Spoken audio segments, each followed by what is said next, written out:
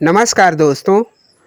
आज देखिए यह DD free dish setup box repair के जो सीरीज हमने चला रखे हैं उन्हीं को आगे बढ़ाते हुए यह एक सेटअप बॉक्स का रिपेयरिंग करेंगे, जिसमें देखिए सभी सेटअप बॉक्स में जिस टाइप के प्रॉब्लम आते हैं सेम उसी तरीक़ा से यह भी कंप्लीट डेड पड़ा हुआ है।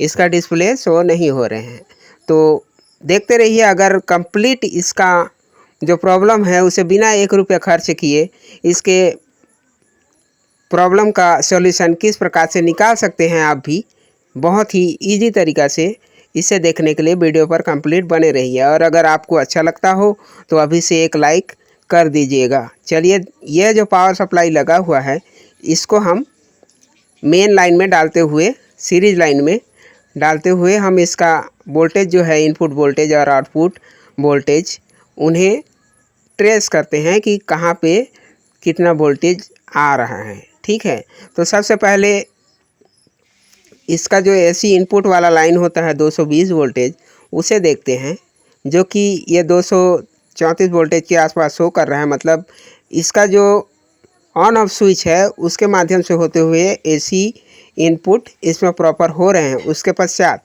यह जो जैक लगा रहता है आउटपुट में एक 15 वोल्टेज के लिए, 12 वोल्टेज के लिए, जो कि 15 वोल्टेज शो करता है। तो यहाँ पे देखते हैं वोल्टेज, और ये देखिए इसमें हमने प्रोड को उल्टा लगाया है तो माइनस में शो हो रहा है, लेकिन इसमें वोल्टेज 17 वोल्टेज दिखा रहे हैं। मतलब अगर यह जैक पर 17 वोल्टेज बन रहा है तो इसका मतलब है यह पावर सप्लाई आसानी से रिपेयर हो सकते हैं। और देखिए इसमें 1.8 वोल्टेज दिखा रहे हैं, जहाँ पे हमें 3.3 वोल्टेज मिलना चाहिए। ठीक है, और इसमें देखिए 17 वोल्टेज और यहाँ 24 वोल्टेज आता है। रेंज को बढ़ा लेते हैं, देखते हैं ठीक से अटैच करके। ये देखिए इसमें 23.7 शो हो रहा है, मतलब यह भी ठीक है। और यहाँ पे हमें 3.3 वोल्टेज मिल रहे हैं, लेकिन प्रॉब्लम हमें नज़र आ रहा है इन दोनों पॉइंटों पर। जो ये 1.9 वोल्टेज के आसपास शो हो रहा है और दूसरा जो है 3.3 वोल्टेज शो हो रहे हैं। इन दोनों पॉइंट पर इसका जो शॉर्टिंग है यह बना हुआ है। ठीक है, समझने वाली बात यहीं पे आती है, तो ध्यान से समझिए। आपको 1 रुपया भी इसमें इन्वेस्ट करना नहीं पड़ेगा। थोड़ा सा दिमाग लगाएंगे और थोड़ा यह पावर सप्लाई दोबारा कितने दिनों तक के चलने के लिए फिर से तैयार हो जाएगा। तो चलिए हम इसे बाहर करते हैं। और इस प्रकार के पावर सप्लाई सामान्यतः सभी पावर सप्लाई में इसी प्रकार के लगभग फॉल्ट आते हैं, जो कि एक मैकेनिक क्या करता है, सीधा पावर सप्लाई पूरा का पूरा उठा करके बदल देते हैं।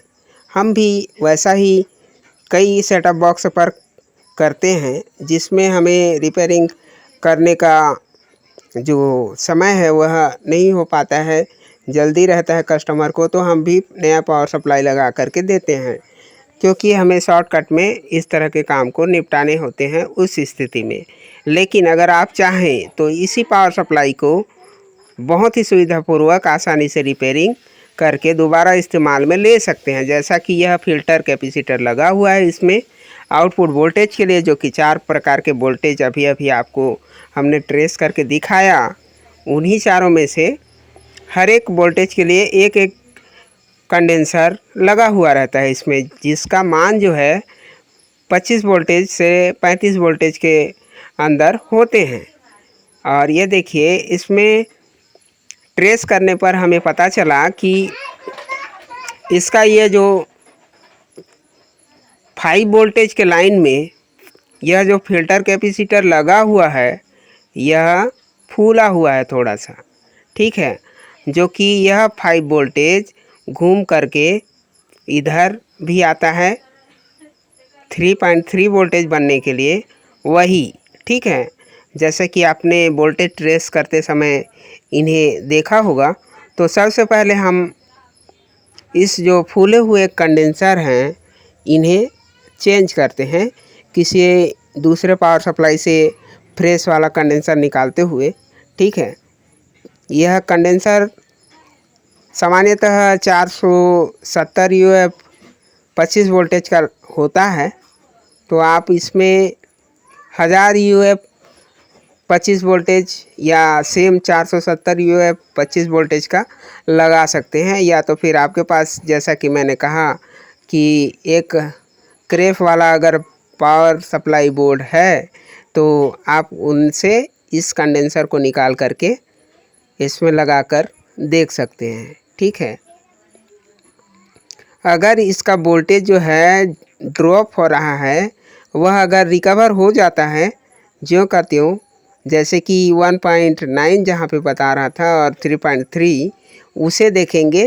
पहले हम इस फिल्टर कैपेसिटर को इसमें लगाते हैं। ठीक है, और यह जो फिल्टर कैपेसिटर को लगाने का फार्मूला, इसमें एक माइनस डॉट बना हुआ रहता है, उसे ध्यान देना होता है।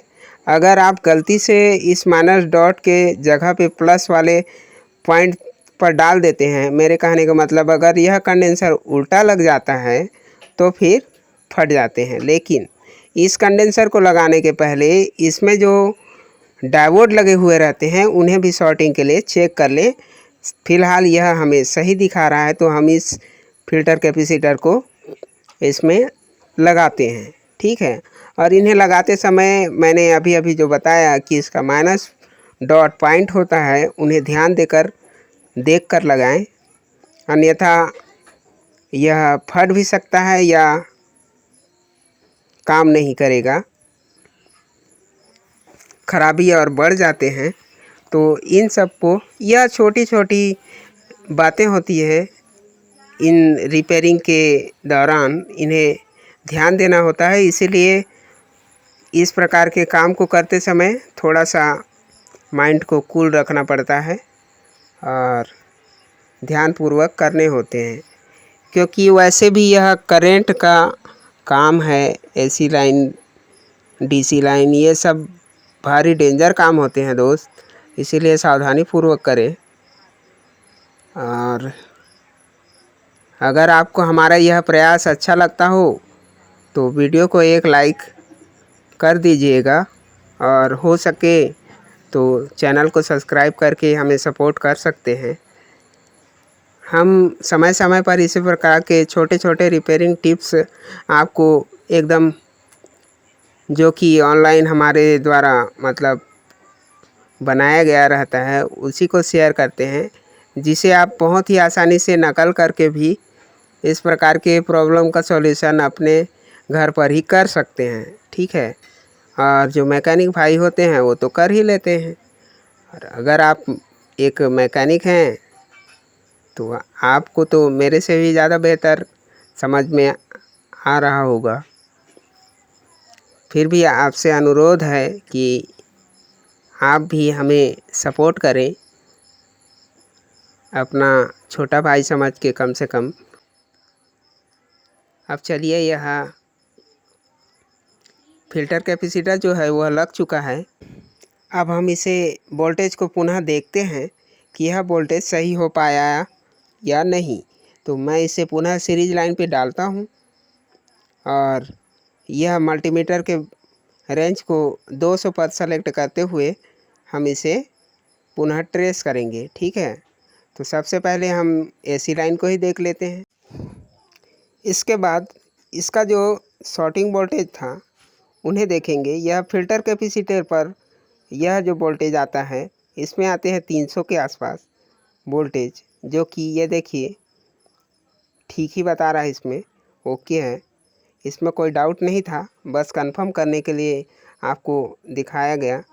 अब इसका मेन जो शॉर्टिंग पॉइंट बन रहा था उन्हें देखते हैं। इसमें भी देखिए यह 17 वोल्टेज ही बता रहा था, तो 17 वोल्टेज इसमें प्रॉपर बन रहे हैं। ठीक है, कुछ इस प्रकार से। अब इसका जो जहाँ पे देखिए 1.8 वोल्टेज बता रहा था, वहाँ पे 4.5 वोल्टेज बता रहे हैं। ठीक है, और इसके बाकी के वोल्टेज 3.3 वोल्टेज जो बता रहा था उसमें 5 वोल्टेज आ चुके हैं। तो यह पावर सप्लाई जो है कंप्लीट सही हो चुके हैं। अब चलिए इसे कनेक्ट करते हैं इस वीडियो बोर्ड पर और देखते हैं इसका डिस्प्ले बनता है या नहीं। ठीक है, अगर इसमें डिस्प्ले में लाइट आ जाते हैं तो समझना होगा कि यह एकमात्र कैपेसिटर का प्रॉब्लम की वजह से यह सेटअप बॉक्स ऑन नहीं हो पा रहे थे। इसे मैं कनेक्ट कर देता हूँ और इसे कनेक्ट करते समय इसके जो डॉट पॉइंट बने रहते हैं, उभरा हुआ डॉट पॉइंट, ठीक है, जैक पर, उन्हें ध्यान देकर लगाएं, उल्टा ना लगाएं। उल्टा लगा देंगे तो शायद वीडियो बोर्ड आपका उड़ सकता है, ख़राब हो सकते हैं। ये देखिए हमने सीरीज लाइन पर डाला और यह रिसीवर जो है ओके हो चुके हैं। ठीक है, जैसा कि हम लाइन पे डालते हैं और ये देखिए इसके स्विच भी, इसके चैनल बटन सारे प्रॉपर तरीक़ा से काम कर रहे हैं। ठीक है, तो इस प्रकार से एक छोटी सी प्रॉब्लम की वजह से हम पूरा का पूरा पावर सप्लाई बदलने से अच्छा है कि थोड़ा सा मेहनत करके इस पावर सप्लाई को दोबारा उपयोग में लिया जा सकता है। बस यही दिखाने का प्रयास था। अगर आपको हमारा यह प्रयास अच्छा लगा हो तो वीडियो को एक लाइक करके चैनल को सब्सक्राइब कर सकते हैं, हमें सपोर्ट कर सकते हैं। और पुनः देख लीजिए इसमें 5 वोल्टेज और ये बाकी के 23 वोल्टेज 0.9 मतलब 24 वोल्टेज इसमें बता रहे हैं। ठीक है, और यह रहा 17 वोल्टेज, ये भी ओके है। लगभग इसमें सभी वोल्टेज प्रॉपर बनने के बाद ही यह डिस्प्ले ऑन होता है, जिसका एक कारण मात्र यह फिल्टर कैपेसिटर के फूल जाने पर, मतलब यह हाफ शॉर्टिंग हो जाने पर वोल्टेज ड्रॉप होने के कारण यह सेटअप बॉक्स से चालू नहीं हो पा रहा था। आपने हमारे इस वीडियो को पूरा देखा, इसके लिए आभारी हैं हम आपके, तहे दिल से आपकी शुक्रिया अदा करते हैं। बहुत बहुत धन्यवाद आपको।